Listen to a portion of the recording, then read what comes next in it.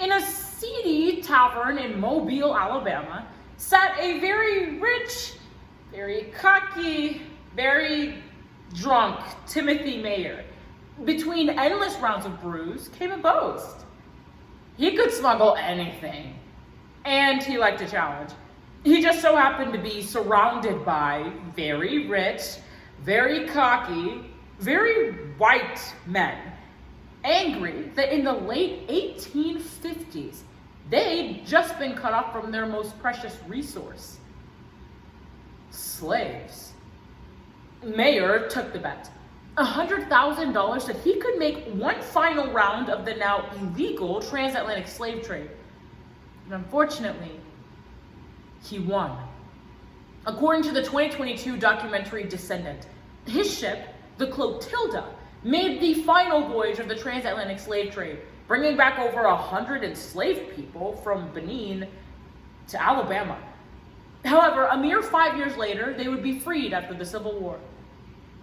Though this unassimilated group possessed fresh memories of home, they were unable to return, and so founded their own city, Africatown, settled, populated, and run by former slaves, persisted against the odds for more than a century. Today, their descendants are fighting for recognition of their remarkable history. And considering the LA Times on July 21st, 2019 reveals, the Clotilda has been found, making it the only American slave ship ever recovered, we must explore Africatown's rise, fall, and implications of a history that refuses to be forgotten. Mayer was tasked with bringing back at least 100 slaves, but he procured 120, just in case. Let's explore the voyage to and settlement of Africatown. First, in May of 1859, the Clotilda arrived in modern-day Benin, then called the Kingdom of Dahomey. The African American Registry writes in 2022, Mayer exploited conflict between West African tribes. The King of Dahomey was willing to trade rival Africans for $50 each. Upon return, Mayer, fearing prosecution, almost burned the Clotilda, leaving its remains to sink into the muddy waters of Mobile Bay. Indeed, when Mayer's bragging caught up to him and he was dragged into court, the History Collection reports on October 20th, 2018, he was not convicted due to a lack of evidence. By 1865, the Emancipation Proclamation had freed the passengers of the Clotilda, but their requests for repatriation to Benin were denied by the US government. So, they attempted to recreate a homeland. Next, they called it Africatown. A local legacies post by the Library of Congress explains, because their enslavement hadn't been generational, much of their Benin culture endured. This is evidenced in their societal structure. They elected a chief, Charlie Poteet, who settled disputes. Medical care. Their illnesses were treated by an African doctor, Jabez. Education. They taught their children in their native language, Fon. And religion. An OZY article on January 15, 2018 explains they practiced Vodun, which would later be called voodoo. Though insular to maintain tradition, they did grow, adding grocery stores, barbershops, and a motel, expanding steadily until the 1970s. The last known survivor of the Clotilda's voyage died in the mid-1930s, but Africatown thrived for decades after. However, the end of the century would bring about new hardships concerning industry and legitimacy. First, now we call it environmental racism. But in the 70s, something just smelled bad.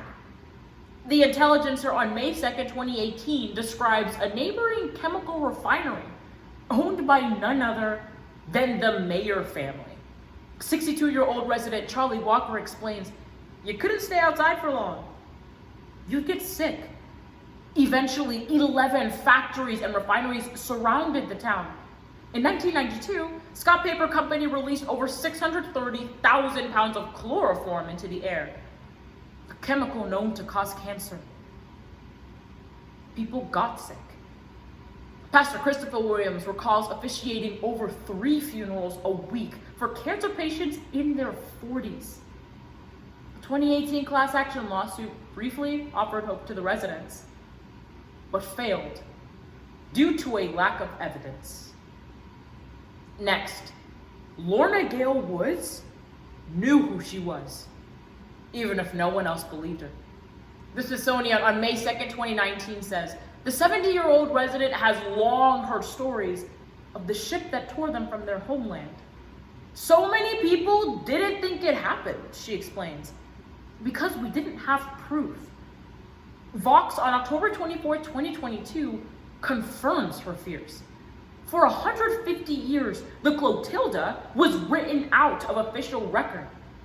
This omission motivated Smithsonian curator Paul Gardullo to find it, resting at the bottom of the Mobile River. This was a search for identity, he says, for restoring truth to a story too often papered over. And when Woods learned of the discovery, she trembled. We have proof, she says. Proof for those who lived and died. Their spirits are in this ship. Timothy Mayer's bet threw the lives of over 100 enslaved people into chaos. Their descendants still feel the reverberations. And so do we. Let's examine implications concerning racial gaslighting and culpability. First, when experiencing the story of Africa Town, one cannot escape an infuriatingly common refrain. Prove it.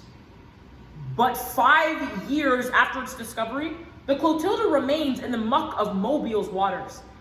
Ben Raines, part of the team who found the Clotilda, tells the previously cited LA Times, residents want it excavated. Yet Raines describes other submitted proposals, like leave it as an underwater memorial, like Pearl Harbor, or blow it up, like y'all have done with all the other Confederate monuments. Raines admits, it will be nearly impossible to find adequate support in Alabama to support this relic of slavery. From Mayer's trial to institutional racism, a core struggle of the Black experience has always been whiteness demanding evidence for trauma they inflict, then ignoring it when we show them.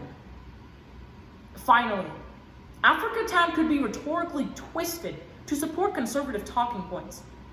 Remember, Mayer bought slaves from the King of Dahomey. Mobile News on February 18, 2018 explains, Hector Posset, a descendant of the Dahomey royal family, visited the Clotilda's remains.